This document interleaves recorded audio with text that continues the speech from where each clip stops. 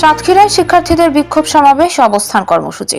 সাতক্ষীরায় diploma nursing ও made ওয়াইফায়ারে degree কলেজের শিক্ষার্থীরা এক দফা দাবি নিয়ে সদর হাসপাতালের সামনে বিক্ষোভ ও সমাবেশ কর্মসূচি পালন করেন।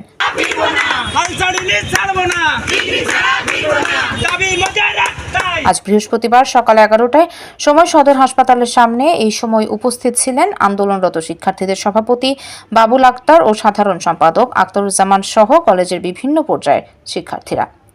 স্লোগানে শিক্ষার্থীরা বলতে থাকেন, এসএসসি ও এইচএসসি এর পরে ডিপ্লোমা নাই, ডিপ্লোমাকে ডিগ্রি সম্মান চাই। স্নাতক সম্মান ডিগ্রি পাস কোর্স করার দাবিতে আমাদের এই সমাবেশ ও আন্দোলন। শিক্ষার্থীরা আরো বলেন, বাংলাদেশের 64টা জেলায় একযোগে এই কর্মসূচি পালিত হচ্ছে।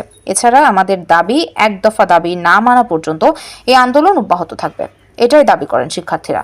এরপর শিক্ষার্থীরা শহরের প্রধান সড়ক প্রদর্শন করে শিক্ষার্থীরা তাদের নিজস্ব স্থানে এসে বিক্ষোভ সমাবেশ শেষ করেন।